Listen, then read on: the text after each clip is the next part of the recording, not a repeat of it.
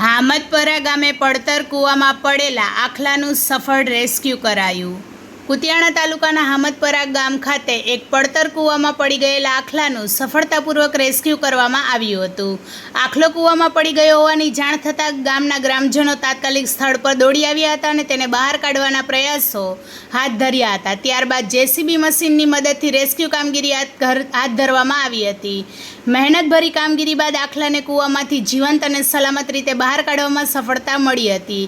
Rescue બાદ ગામના પશુ ચિકિત્સક ડૉક્ટર નાથાભાઈ રાતિયા દ્વારા આખલાને પ્રાથમિક સારવાર પણ આપવામાં આવી હતી। ગ્રામજનો અને રેસ્ક્યુ ટીમની સમયસરની કામગીરીના કારણે આખલાનો જીવ બચી ગયો હતો।